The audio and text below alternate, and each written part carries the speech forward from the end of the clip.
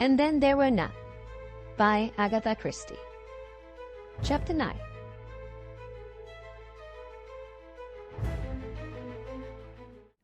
Lombard said slowly, "So we've been wrong all along. Built up a nightmare of superstition and fantasy, all because of the coincidence of two deaths." Armstrong said gravely, "And yet, the argument holds. Hang it all, I'm a doctor. I know something about suicides. Anthony Marston wasn't a suicidal type." Lombard said doubtfully, "It couldn't, I suppose, have been an accident." Bloor snorted, unconvinced. "Damned queer sort of accident," he grunted. There was a pause. Then Bloor said, "About the woman," and stopped. "Mrs. Rogers." "Yes, it's possible, isn't it, that might have been an accident?" Philip Lombard said, "An accident? In what way?" Bloor looked slightly embarrassed. His red brick face grew a little deeper in hue. He said, almost blurting out the words, "Look here, Doctor, you did give her some dope, Armstrong stared at him. "Dope? What do you mean?" "Last night, you said yourself you'd given her something to make her sleep." "Oh, that? Yes, a harmless sedative. What was it exactly?" "I gave her a mild dose of Trianol, a perfectly harmless preparation." Bloor grew redder still. He said, "Look here, not to mince matters. You didn't give her an overdose, did you?"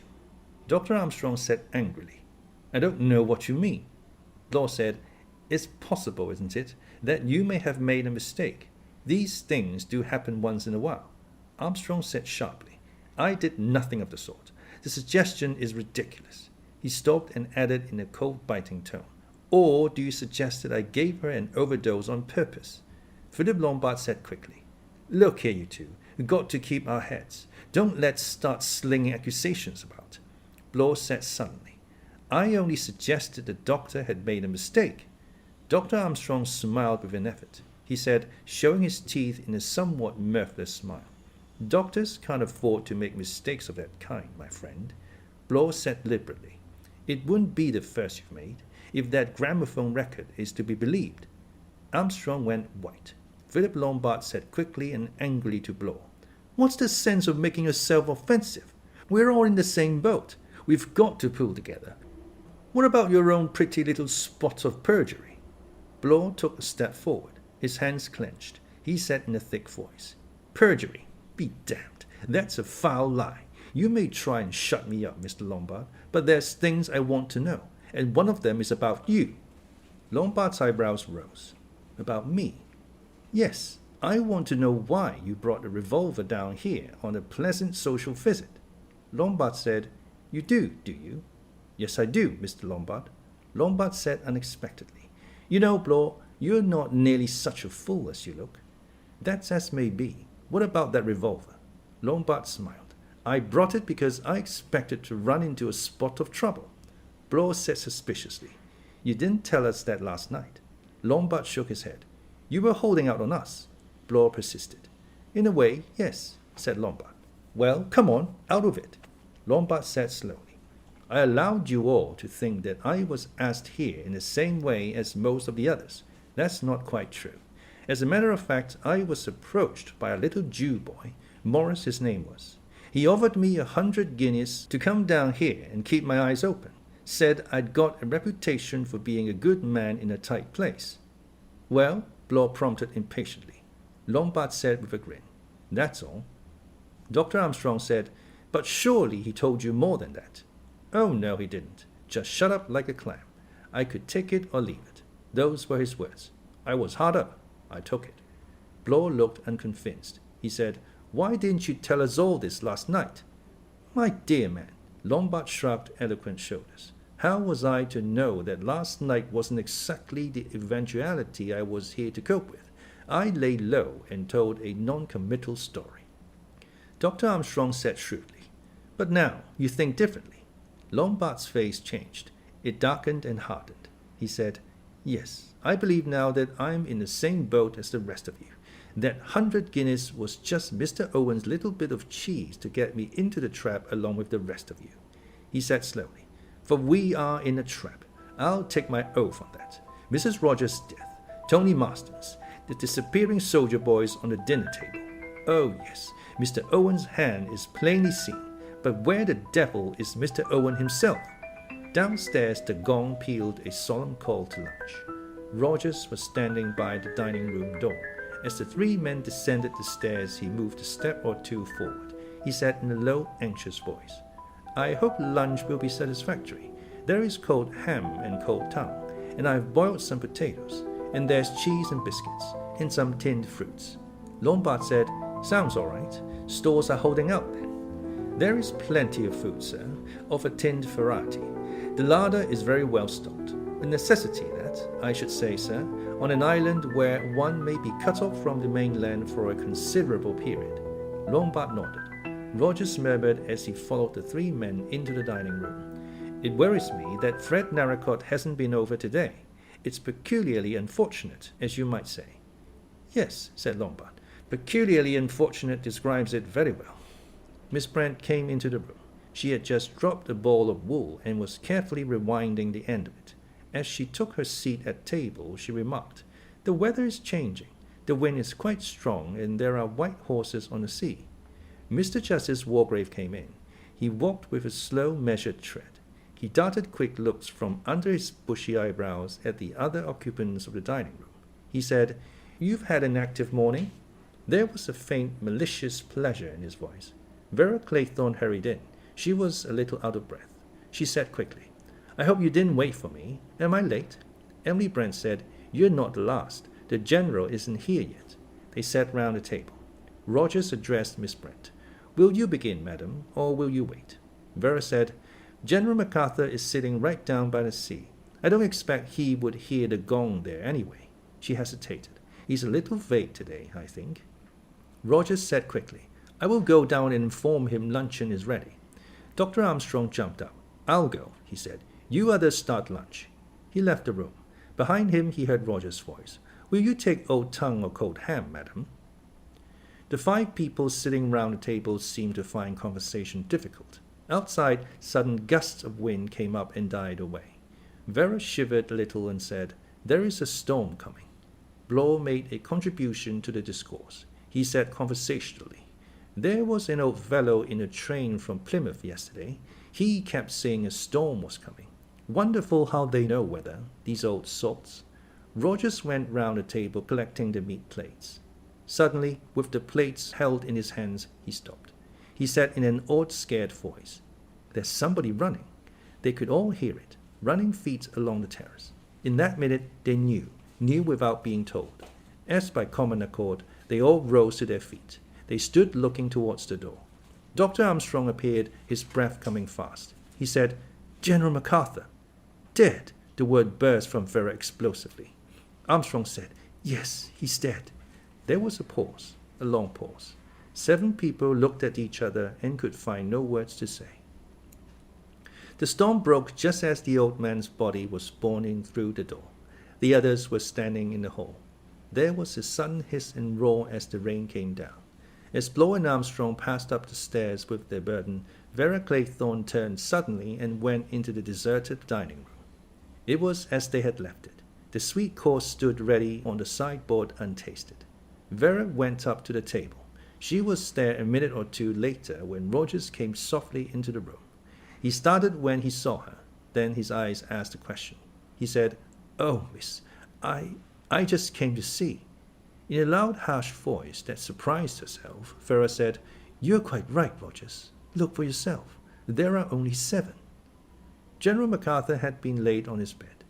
After making a last examination, Armstrong left the room and came downstairs. He found the others assembled in the drawing room. Miss Brent was knitting. Vera Claythorne was standing by the window looking out at the hissing rain. Bloor was sitting squarely in a chair, his hands on his knees. Lombard was walking restlessly up and down. At the far end of the room, Mr. Justice Wargrave was sitting in a grandfather chair. His eyes were half closed. They opened as the doctor came into the room. He said in a clear, penetrating voice, "Well, doctor?" Armstrong was very pale. He said, "No question of heart failure or anything like that. MacArthur was hit with a life preserver or some such thing on the back of the head." A little murmur went round, but the clear voice of the judge was raised once more. "Did you find the actual weapon used?" "No." Nevertheless, you are sure of your facts? I'm quite sure. Mr. Justice Wargrave said quietly. We know now exactly where we are. There was no doubt now who was in charge of the situation. This morning, Wargrave had sat huddled in his chair on the terrace, refraining from any overt activity. Now he assumed command with the ease born of a long habit of authority. He definitely presided over the court. Clearing his throat, he once more spoke. This morning, gentlemen, whilst I was sitting on the terrace, I was an observer of your activities. There could be little doubt of your purpose. You were searching the island for an unknown murderer. Quite right, sir, said Philip Lombard. The judge went on. You had come, doubtless, to the same conclusion that I had, namely that the deaths of Anthony Marston and Mrs. Rogers were neither accidental nor were they suicides. No doubt you also reached a certain conclusion as to the purpose of Mr. Owen in enticing us to this island. Blore said hoarsely, He's a madman, a loony. The judge coughed. That almost certainly, but it hardly affects the issue. Our main preoccupation is this, to save our lives. Armstrong said in a trembling voice, There's no one on the island, I tell you, no one. The judge stroked his jaw. He said gently, In a sense, you mean no. I came to that conclusion early this morning. I could have told you that your search would be fruitless. Nevertheless, I am strongly of the opinion that Mr. Owen is on the island. Very much so. Given the scheme in question, which is neither more nor less than the execution of justice upon certain individuals for offences which the law cannot touch, there is only one way in which that scheme could be accomplished. Mr. Owen could only come to the island in one way. It is perfectly clear. Mr. Owen is one of us. Oh, no. It was Vera who burst out, almost in a moan. The judge turned a keen eye on her. He said, My dear young lady, there is no time for refusing to look facts in the face. We are all in grave danger. One of us is U.N. Owen, and we do not know which of us. Of the 10 people who came to this island, 3 are definitely cleared. Anthony Marston, Mrs. Rogers, and General MacArthur have gone beyond suspicion. There are 7 of us left. Of those 7, one is, if I may so express myself, a bogus little soldier boy. He paused and looked round. Do I take it that you all agree? Armstrong said, It's fantastic, but I suppose you're right. Blore said, Not a doubt of it. And if you ask me, I've a very good idea. A quick gesture of Mr. Justice Wargrave's hand stopped him. The judge said quietly, We will come to that presently. At the moment, all I wish to establish is that we are in agreement on facts. Emily Brent, still knitting, said, Your argument seems logical. I agree that one of us is possessed by a devil. Vera murmured, I can't believe it. I can't. Wargrave said, Lombard? I agree, sir. Absolutely. The judge nodded his head in a satisfied manner. He said, Now let us examine the evidence. To begin with, is there any reason for suspecting one particular person? Mr. Blore, you have, I think, something to say. Blore was breathing hard. He said, Lombard's got a revolver. He didn't tell the truth last night. He admits it. Philip Lombard smiled scornfully. He said, I suppose I'd better explain again. He did so, telling the story briefly and succinctly. Blore said sharply, What's to prove it? There's nothing to corroborate your story. The judge coughed. Unfortunately, he said, we are all in that position. There is only our own word to go upon. He leaned forward. You have none of you yet grasped what a very peculiar situation this is. To my mind, there is only one course of procedure to adopt. Is there anyone whom we can definitely eliminate from suspicion on the evidence which is in our possession? Dr. Armstrong said quickly, I am a well-known professional man. The mere idea that I can be suspected of. Again, a gesture of the judge's hand arrested the speaker before he finished his speech. Mr. Justice Wargrave said in his small, clear voice, I, too, am a well-known person. But, my dear sir, that proves less than nothing. Doctors have gone mad before now. Judges have gone mad. So, he added, looking at Blore, have policemen. Lombard said, At any rate, I suppose you leave the women out of it. The judge's eyebrows rose. He said in the famous acid tones that counsel knew so well, Do I understand you to assert that women are not subject to homicidal mania? Lombard said irritably. Of course not, but all the same, it hardly seems possible. He stopped. Mr. Justice Wargrave, still in the same thin, sour voice, addressed Armstrong. I take it, Dr. Armstrong, that a woman would have been physically capable of striking the blow that killed poor MacArthur. The doctor said calmly, perfectly capable, given a suitable instrument, such as a rubber truncheon or coche. It would require no undue exertion of force. Not at all. Mr. Justice Wargrave wriggled his tortoise-like neck. He said, the other 2 deaths have resulted from the administration of drugs. That, no one will dispute, is easily compassed by a person of the smallest physical strength. Vera cried angrily, I think you're mad. His eyes turned slowly till they rested on her. It was the dispassionate stare of a man well used to weighing humanity in the balance. She thought, he's just seeing me as a specimen. And the thought came to her with real surprise. He doesn't like me much. In a measured tone, the judge was saying, my dear young lady, do try and restrain your feelings. I am not accusing you. He bowed to Miss Brent. I hope, Miss Brent, that you are not offended by my insistence that all of us are equally under suspicion.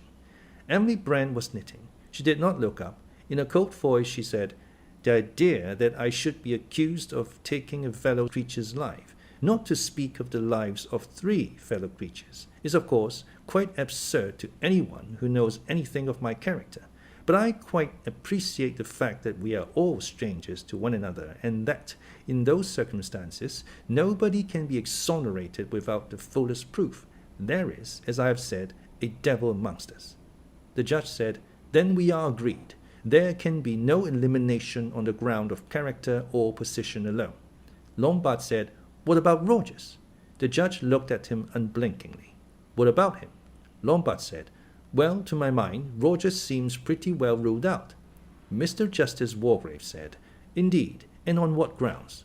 Lombard said, he hasn't got the brains for one thing, and for another, his wife was one of the victims. The judge's heavy eyebrows rose once more. He said, in my time, young man, several people have come before me accused of the murders of their wives, and have been found guilty. Oh, I agree. Wife murder is perfectly possible, almost natural, let's say, but not this particular kind. I can believe in Rogers killing his wife because he was scared of her, breaking down and giving him away, or because he'd taken a dislike to her, or because he wanted to link up with some nice little bit rather less long in the tooth. But I can't see him as the lunatic Mr. Owen dealing out crazy justice and starting on his own wife for a crime they both committed. Mr. Justice Wargrave said, you are assuming hearsay to be evidence. We do not know that Rogers and his wife conspired to murder their employer. That may have been a false statement, made so that Rogers should appear to be in the same position as ourselves. Mrs. Rogers' terror last night may have been due to the fact that she realized her husband was mentally unhinged. Lombard said, well, have it your own way. You and Owen is one of us. No exceptions allowed. We all qualify. Mr. Justice Wargrave said, my point is that there can be no exceptions allowed on the score of character, position, or probability. What we must now examine is the possibility of eliminating one or more persons on the facts. To put it simply, is there among us one or more persons who could not possibly have administered either cyanide to Anthony Marston or an overdose of sleeping draught to Mrs. Rogers, and who had no opportunity of striking the blow that killed General MacArthur? Blaw's rather heavy face lit up. He leaned forward. Now you're talking, sir, he said. That's the stuff. Let's go into it. As regards young Marston, I don't think there's anything to be done. It's already been suggested that someone from outside slipped something into the dregs of his glass before he refilled it for the last time. A person actually in the room could have done that even more easily. I can't remember if Rogers was in the room, but any of the rest of us could certainly have done it. He paused, then went on. Now take the woman Rogers. The people who stand out there are her husband and the doctor. Either of them could have done it as easy as winking. Armstrong sprang to his feet. He was trembling. I protest. This is absolutely uncalled for. I swear that the dose I gave the woman was perfectly. Dr. Armstrong? The small, sour voice was compelling. The doctor stopped with a jerk in the middle of his sentence. The small, cold voice went on. Your indignation is very natural. Nevertheless, you must admit that the facts have got to be faced. Either you or Rogers could have administered a fatal dose with the greatest ease. Let us now consider the position of the other people present.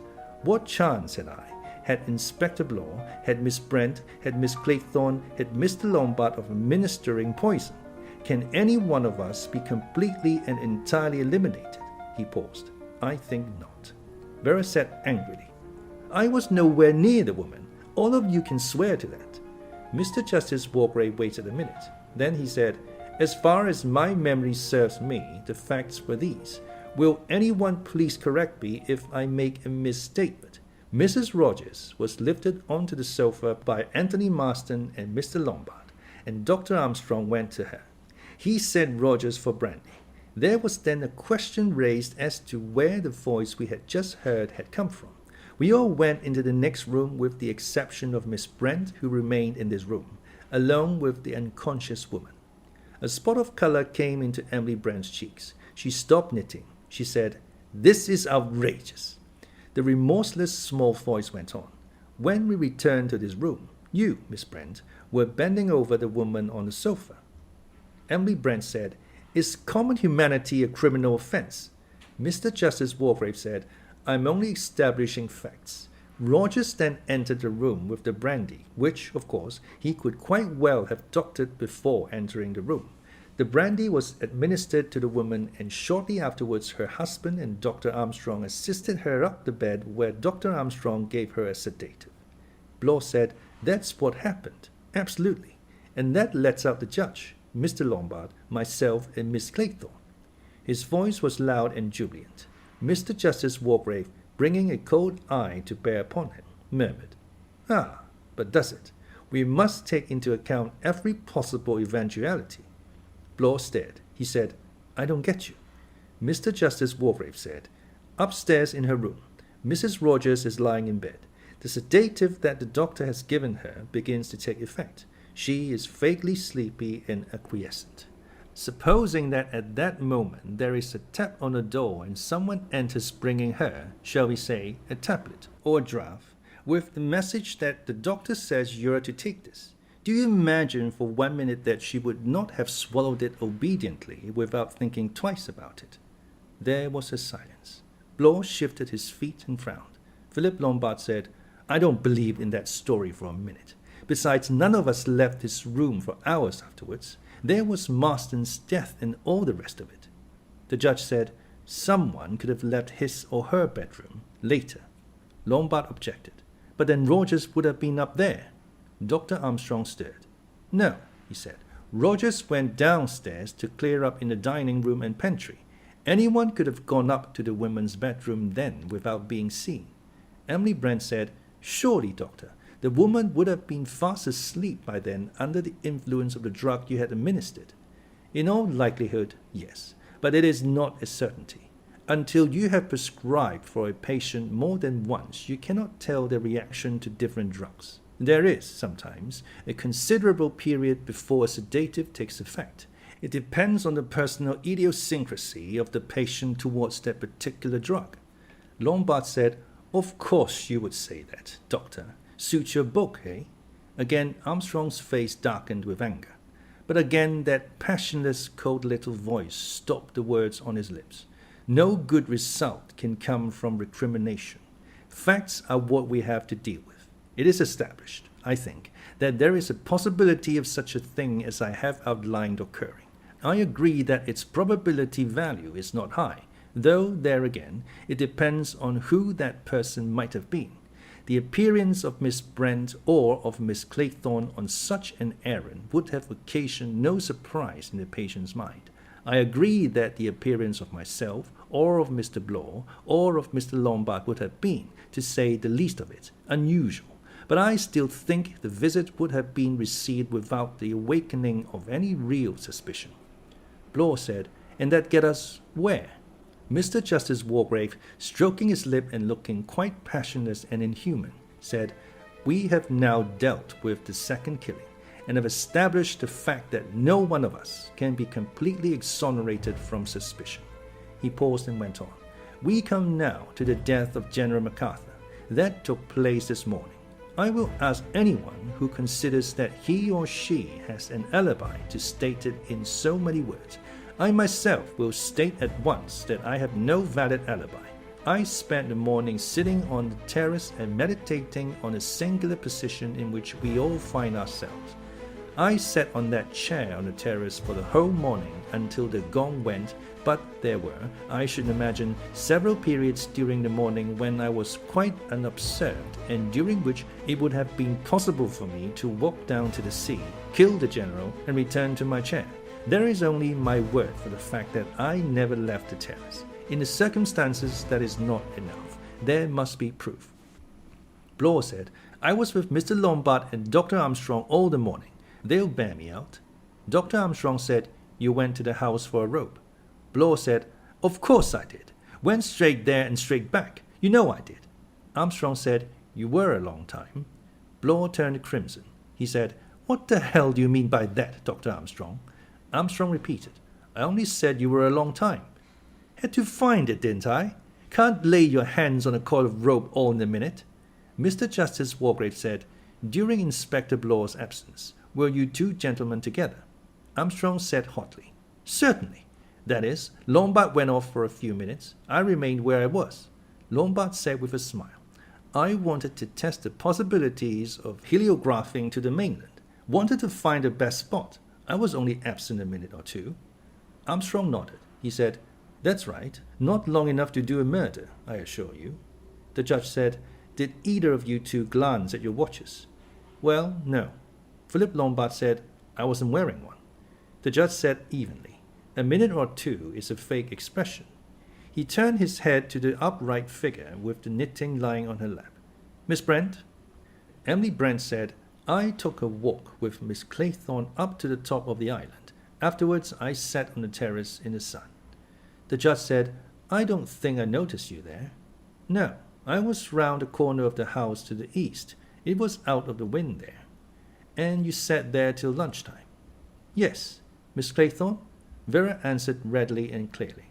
I was with Miss Brent early this morning. After that, I wandered about a bit. Then I went down and talked to General MacArthur. Mr. Justice Wargrave interrupted. He said, what time was that?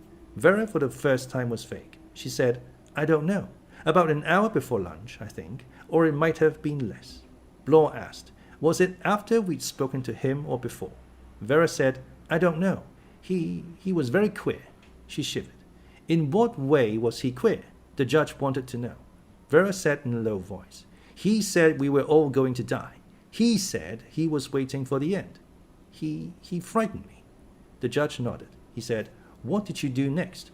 I went back to the house. Then, just before lunch, I went out again and up behind the house. I've been terribly restless all day.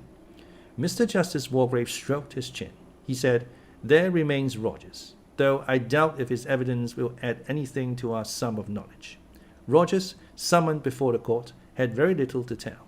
He had been busy all the morning about household duties and with the preparation of lunch. He had taken cocktails onto the terrace before lunch and had then gone up to remove his things from the attic to another room. He had not looked out of the window during the morning and had seen nothing that could have any bearing upon the death of General MacArthur. He would swear definitely that there had been 8 china figures upon the dining table when he laid the table for lunch. At the conclusion of Rogers' evidence there was a pause. Mr. Justice Wargrave cleared his throat. Lombard murmured to Vera Claythorne, the summing up will now take place. The judge said, we have inquired into the circumstances of these 3 deaths to the best of our ability. Whilst probability in some cases is against certain people being implicated, yet we cannot say definitely that any one person can be considered as cleared of all complicity. I reiterate my positive belief that of the 7 persons assembled in this room, one is a dangerous and probably insane criminal. There is no evidence before us as to who that person is. All we can do at the present juncture is to consider what measures we can take for communicating with the mainland for help and in the event of help being delayed, what measures we must adopt to ensure our safety. I would ask you all to consider this carefully and to give me any suggestions that may occur to you. In the meantime, I want everybody to be upon his or her guard. So far, the murderer has had an easy task, since his victims have been unsuspicious. From now on, it is our task to suspect each and every one amongst us. Forewarned is forearmed. Take no risks and be alert to danger. That is all. Philip Lombard murmured beneath his breath. The court will now adjourn.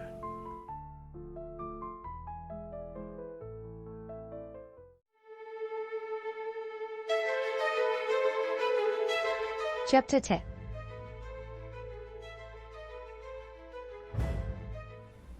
Do you believe it? Vera asked. She and Philip Lombard sat on the windowsill of the living room. Outside the rain poured down, and the wind howled in great shuddering gusts against the window panes. Philip Lombard cocked his head slightly on one side before answering. Then he said, "You mean, do I believe that old Wargrave is right when he says it's one of us?" "Yes." Philip Lombard said slowly. "It's difficult to say. Logically, you know, he's right. And yet..." Vera took the words out of his mouth. "And yet it seems so incredible." Philip Lombard made a grimace. "The whole thing's incredible. But after MacArthur's death, there's no more doubt as to one thing.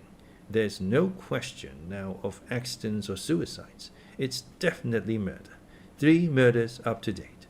Vera shivered. She said, "It's like some awful dream. I keep feeling that things like this can't happen." He said with understanding, "I know.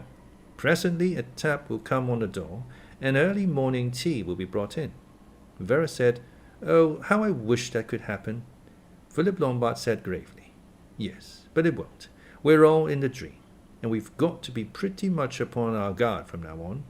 Vera said, lowering her voice, If it is one of them, which do you think it is?" Philip Lombard grinned suddenly. He said, "I take it you are expecting our 2 selves. Well, that's all right. I know very well that I'm not the murderer, and I don't fancy that there's anything insane about you, Vera. You strike me as being one of the sanest and most level-headed girls I've come across. I'd stake my reputation on your sanity." With a slightly wry smile, Vera said, "Thank you." He said, "Come now, Miss Vera Claythorne, aren't you going to return the compliment?" Vera hesitated a minute. Then she said, "You've admitted, you know, that you don't hold human life particularly sacred, but all the same I can't see you as the man who dictated that gramophone record." Lombard said, "Quite right. If I were to commit 1 or more murders, it would be solely for what I could get out of them. This mass clearance isn't my line of country." "Good. Then we'll eliminate ourselves and concentrate on our 5 fellow prisoners. Which of them is you and Owen?" "Well, at a guess, and with absolutely nothing to go upon, I'd plumb for Wargrave." "Oh," Vera sounded surprised. She thought a minute or 2 and then said, "Why?" "Hard to say exactly. But to begin with, he's an old man and he's been presiding over courts of law for years. That is to say, he's played God Almighty for a good many months every year. That must go to a man's head eventually. He gets to see himself as all-powerful, as holding the power of life and death. And it's possible that his brain might snap and he might want to go one step farther and be executioner and judge extraordinary." Vera said slowly, "Yes, I suppose that's possible." Lombard said, "Who do you plumb for?" Without any hesitation, Vera answered, "Dr. Armstrong." Lombard gave a low whistle. "The doctor, eh? You know, I should have put him last of all." Vera shook her head. "Oh, no. 2 of the deaths have been poison. That rather points to a doctor. And then you can't get over the fact that the only thing we are absolutely certain Mrs. Rogers had was the sleeping draught that he gave her." Lombard admitted. "Yes, that's true." Vera persisted. "If a doctor went mad, it would be a long time before anyone suspected. And doctors overwork and have a lot of strain." Philip Lombard said, "Yes, but I doubt if he could have killed MacArthur. He wouldn't have had time during that brief interval when I left him. Not, that is, unless he fairly head down there and back again, and I doubt if he's in good enough training to do that and show no signs of it. Vera said he didn't do it then. He had an opportunity later. When? When he went down to call the general to lunch. Philip whistled again very softly. He said, "So you think he did it then? Pretty cool thing to do." Vera said impatiently, "What risk was there? He's the only person here with medical knowledge. He can swear the body's been dead at least an hour, and who's to contradict him?" Philip looked at her thoughtfully. "You know," he said, "that's a clever idea of yours. I wonder." "Who is it, Mr. Bloor? That's what I want to know. Who is it?" Roger's face was working. His hands were clenched round the polishing leather that he held in his hand. Ex-Inspector Bloor said, "Hey, my lad, that's the question." "One of us," his lordship said. "Which one? That's what I want to know. Who's the fiend in human form?" "That," said Bloor, "is what we all would like to know." Roger said shrewdly, "But you've got an idea, Mr. Bloor. You've got an idea, haven't you?" "I may have an idea," said Bloor slowly, "but that's a long way from being sure. I may be wrong. All I can say is that if I'm right, the person in question is a very cool customer. A very cool customer indeed." Rogers wiped the perspiration from his forehead. He said hoarsely, "It's like a bad dream, that's what it is." Bloor said, looking at him curiously, "Got any ideas yourself, Rogers?" The butler shook his head. He said hoarsely, "I don't know. I don't know at all. And that's what's frightening the life out of me, to have no idea." Dr. Armstrong said violently, "We must get out of here. We must. We must. At all costs."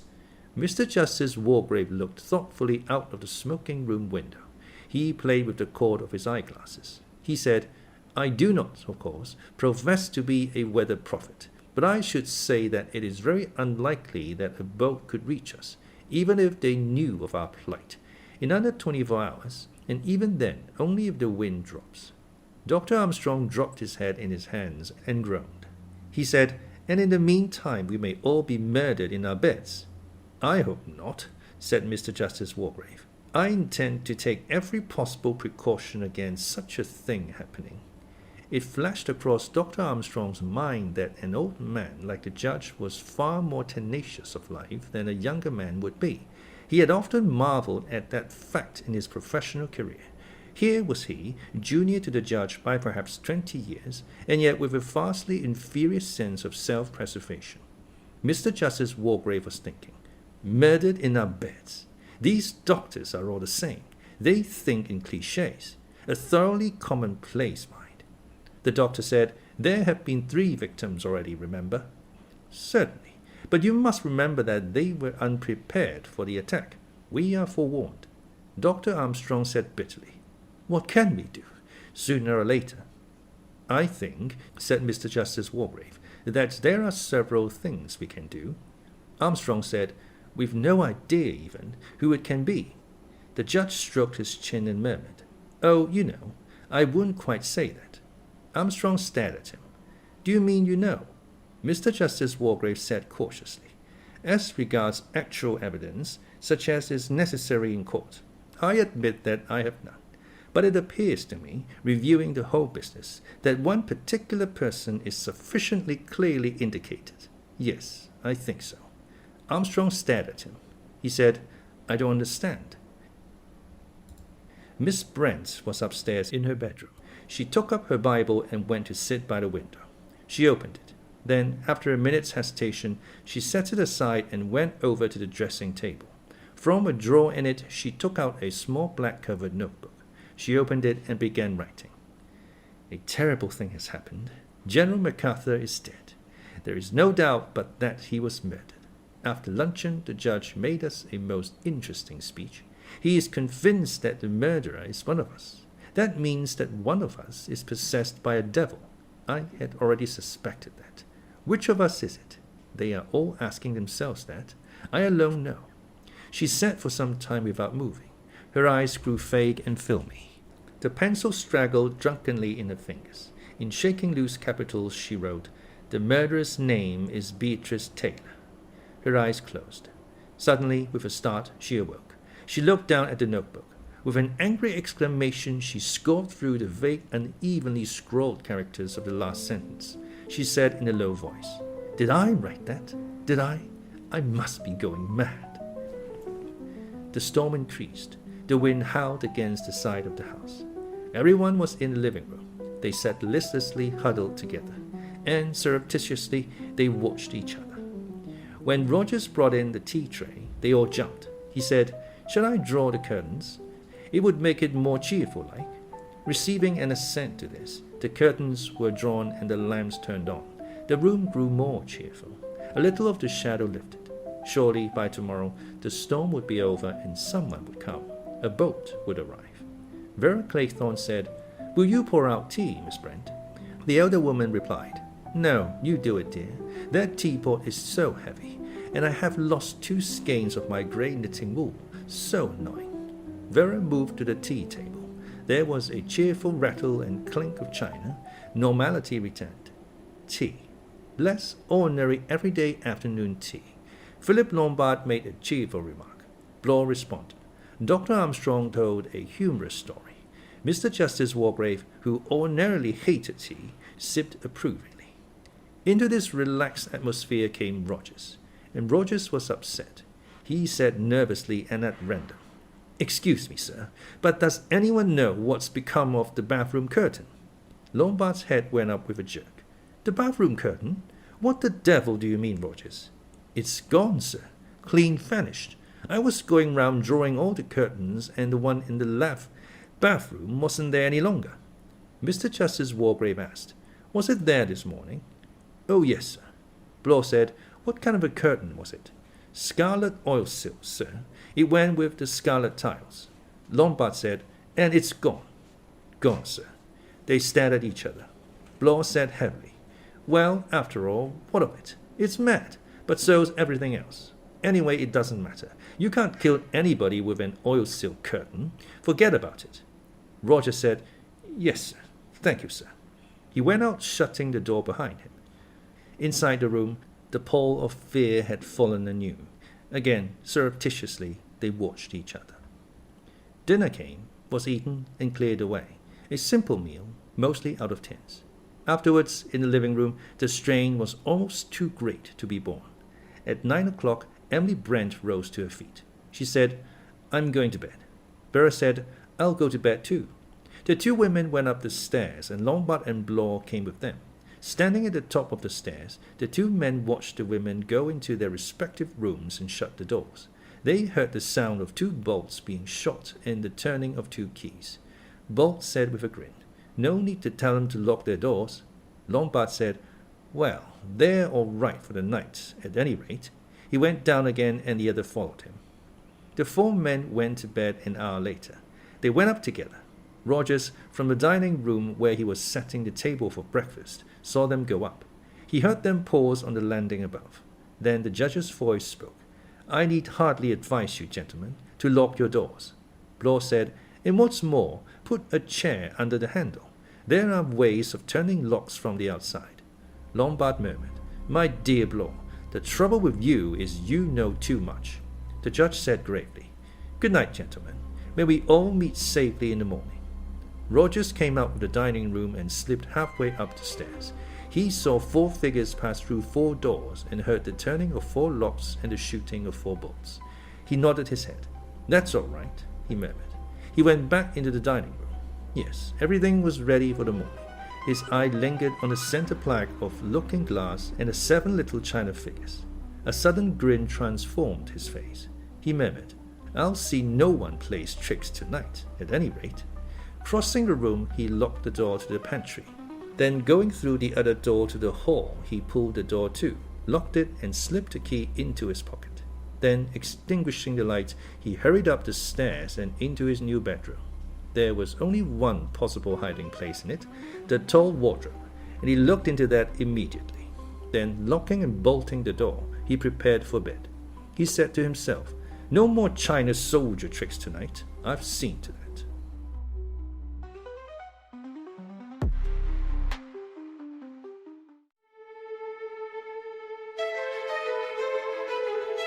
Chapter 11.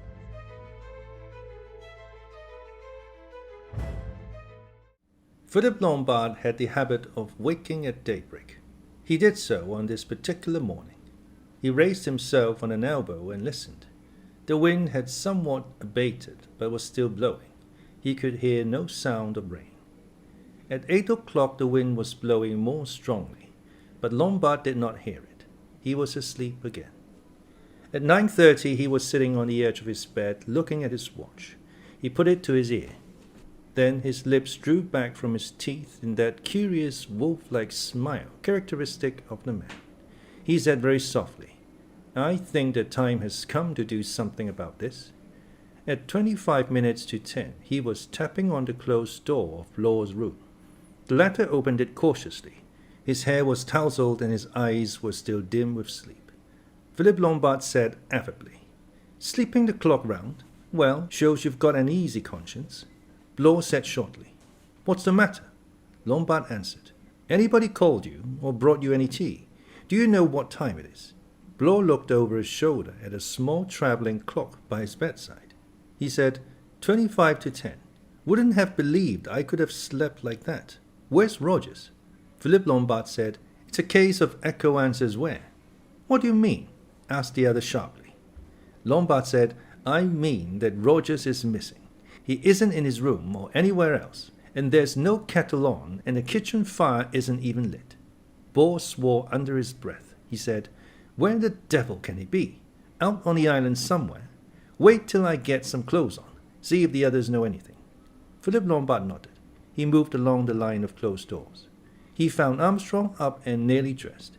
Mr. Justice Wargrave, like Blow, had to be roused from sleep. Vera Claythorne was dressed. Emily Brent's room was empty.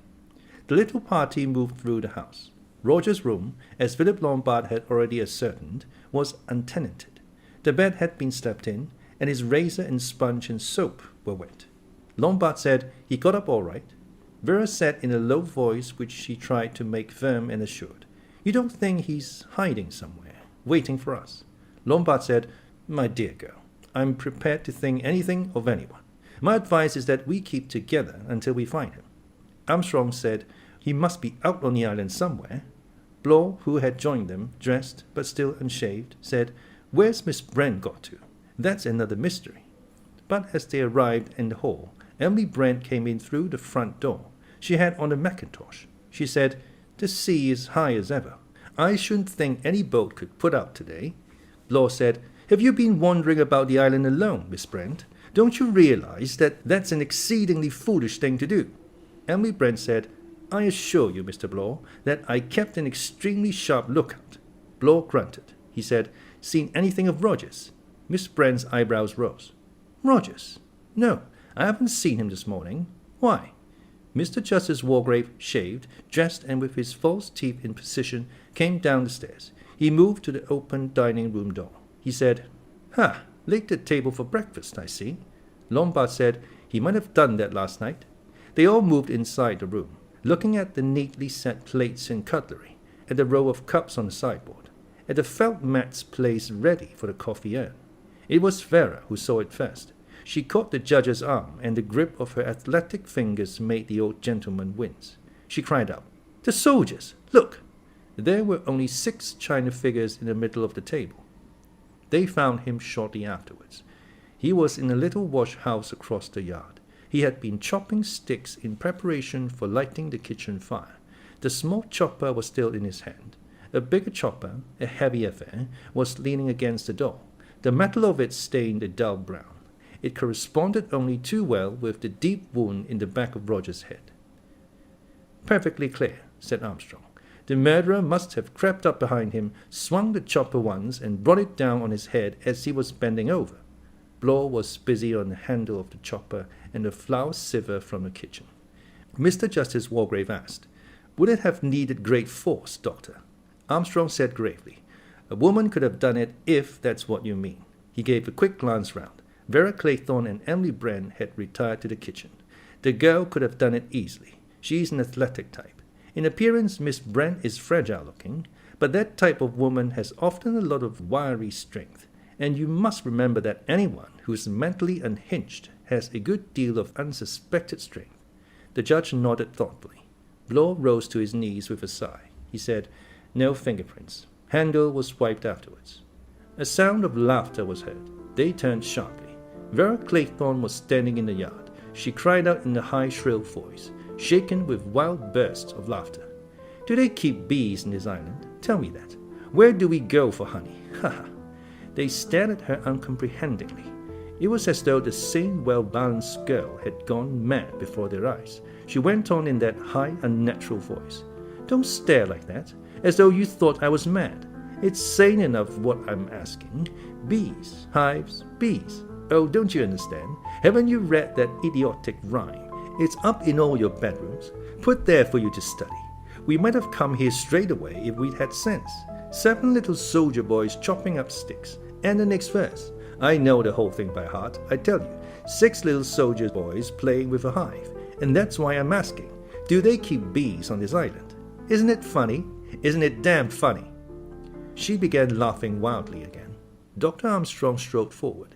He raised his hand and struck her a flat blow on the cheek. She gasped, hiccuped, and swallowed. She stood motionless a minute, then she said, Thank you. I'm all right now. Her voice was once more calm and controlled, the voice of the efficient game's mistress. She turned and went across the yard into the kitchen, saying, Miss Brent and I are getting you breakfast. Can you bring some sticks to light the fire?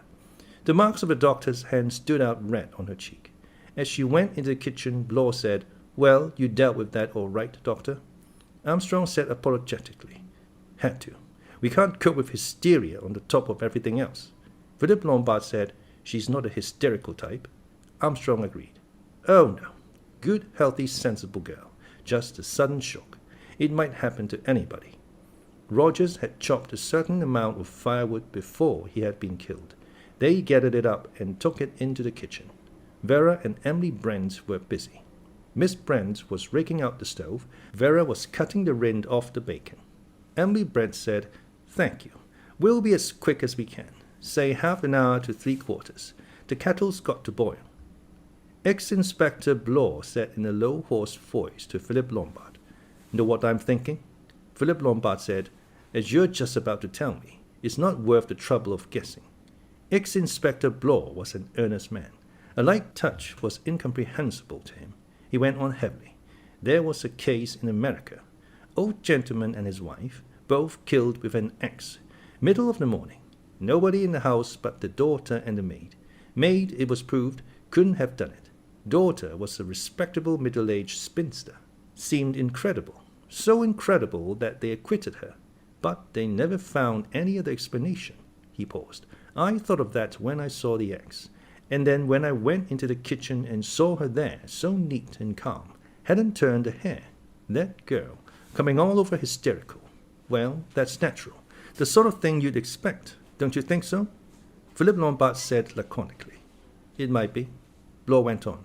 But the other, so neat and prim, wrapped up in that apron, Mrs. Rogers' apron, I suppose, saying, Breakfast will be ready in half an hour or so. If you ask me, that woman's as mad as a hatter. Lots of elderly spinsters go that way. I don't mean go in for homicide on a grand scale, but go queer in their heads. Unfortunately, it's taken her this way. Religious mania. Thinks she's God's instrument, something of that kind. She sits in her room, reading her Bible. Philip Lombard sighed and said, That's hardly proof positive of an unbalanced mentality, Blore. But Blore went on, ploddingly, perseveringly. And then she was out, in her mackintosh, said she'd been down to look at the sea. The other shook his head. He said, Rogers was killed as he was chopping firewood. That is to say, first thing when he got up. The Brent woman wouldn't have needed to wander about outside for hours afterwards. If you ask me, the murderer of Rogers would take jolly good care to be rolled up in bed snoring. Blore said, You're missing the point, Mr. Lombard. If the woman was innocent, she'd be too dead scared to go wandering about by herself. She'd only do that if she knew that she had nothing to fear. That's to say, if she herself is the criminal.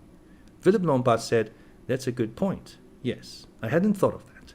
He added with a faint grin, Glad you don't still suspect me.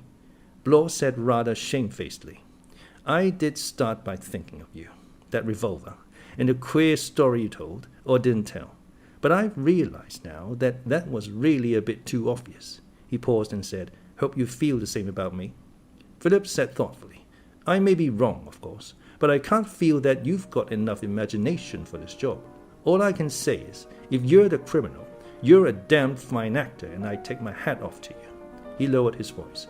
Just between ourselves, Law, and taking into account that we'll probably both be a couple of stiffs before another day is out, you did indulge in that spot of perjury, I suppose. Law shifted uneasily from one foot to the other. He said at last, Doesn't seem to make much odds now. Oh well, here goes. Landor was innocent right enough. The gang had got me squared, and between us, we got him put away for a stretch. Mind you, I wouldn't admit this. If there were any witnesses, finished Lombard with a grin, it's just between you and me. Well, I hope you made a tidy bit out of it. Didn't make what I should have done. Mean crowd, the Purcell gang. I got my promotion though. And Landor got penal servitude and died in prison. I couldn't know he was going to die, could I? Demanded Blow. No, that was your bad luck. Mine? His, you mean? Yours too, because as a result of it, it looks as though your own life is going to be cut unpleasantly short. Me? Blow stared at him. Do you think I'm going to go the way of Rogers and the rest of them? Not me. I'm watching out for myself pretty carefully, I can tell you. Lombard said, Oh, well, I'm not a betting man. And anyway, if you were dead, I wouldn't get paid. Look here, Mr. Lombard, what do you mean? Philip Lombard showed his teeth. He said, I mean, my dear Blow, that in my opinion, you haven't got a chance. What? Your lack of imagination is going to make you absolutely a sitting target. A criminal of the imagination of you and Owen can make rings round you any time he or she wants to. Blow's face went crimson. He demanded angrily, And what about you? Philip Lombard's face went hard and dangerous. He said, I've a pretty good imagination of my own. I've been in tight places before now and got out of them. I won't say more than that, but I think I'll get out of this one. The eggs were in the frying pan. Vera, toasting bread, thought to herself, Why did I make a hysterical fool of myself? That was a mistake. Keep calm, my girl. Keep calm.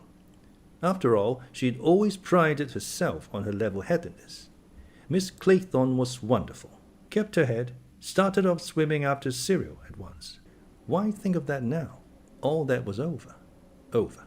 Cyril had disappeared long before she got near the rock. She had felt the current take her, sweeping her out to sea. She had let herself go a bit, swimming quietly, floating, till the boat arrived at last. They had praised her courage and her sang-froid. But not Hugo. Hugo had just looked at her. God, how it hurt. Even now, to think of Hugo. Where was he? What was he doing? Was he engaged? Married? Emily Brent said sharply. Farah, that toast is burning. Oh, sorry, Miss Brent. So it is. How stupid of me. Emily Brent lifted out the last egg from the sizzling fat. Vera, putting a fresh piece of bread on the toasting fork, said curiously, You're wonderfully calm, Miss Brent. Emily Brent said, pressing her lips together, I was brought up to keep my head and never to make a fuss. Vera thought mechanically. Repressed as a child. That accounts for a lot. She said, Aren't you afraid? She paused and then added, Or don't you mind dying? Dying. It was as though a sharp little gimlet had run into the solid congealed mess of Emily Brent's brain. Dying. But she wasn't going to die. The others would die, yes, but not she, Emily Brent. This girl didn't understand. Emily wasn't afraid, naturally. None of the Brents were afraid. All her people were service people. They faced death unflinchingly. They led upright lives, just as she, Emily Brent, had led an upright life. She had never done anything to be ashamed of, and so, naturally, she wasn't going to die. The Lord is mindful of his own. Thou shalt not be afraid for the terror by night, nor for the arrow that flieth by day. It was daylight now. There was no terror. We shall none of us leave this island. Who had said that? General MacArthur, of course, whose cousin had married Elsie Macpherson. He hadn't seemed to care. He had seemed, actually, to welcome the idea. Wicked, almost impious to feel that way. Some people thought so little of death that they actually took their own lives. Beatrice Taylor. Last night she had dreamed of Beatrice. Dreamt that she was outside pressing her face against the window and moaning, asking to be let in. But Emily Brent hadn't wanted to let her in, because, if she did, something terrible would happen. Emily came to herself with a start. That girl was looking at her very strangely. She said in a brisk voice, "Everything's ready, isn't it? We'll take the breakfast in." Breakfast was a curious meal. Everyone was very polite. "May I get you some more coffee, Miss Brent? Miss Claythorne, a slice of ham? Another piece of toast?" 6 people, all outwardly self-possessed and normal. And within, thoughts that ran round in a circle like squirrels in a cage. What next? What next? Who? Which? Would it work? I wonder. It's worth trying, if there's time. My God, if there's time. Religious mania, that's the ticket. Looking at her, though, you can hardly believe it. Suppose I'm wrong. It's crazy. Everything's crazy. I'm going crazy. Wool disappearing, red silk curtains. It doesn't make sense. I can't get the hang of it. The damn fool. He believed every word I said to him. It was easy. I must be careful, though. Very careful. 6 of those little china figures. Only 6. How many will there be by tonight? Who'll have the last egg? Marmalade? Thanks. Can I cut you some bread? 6 people behaving normally at breakfast.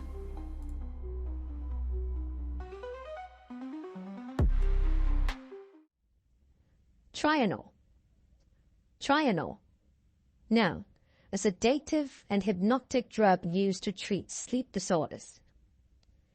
Perjury. Perjury. Noun. The offense of willfully telling an untruth or making a misrepresentation under oath. Idiosyncrasy. Idiosyncrasy. Noun. An abnormal physical reaction by an individual to a food or drug.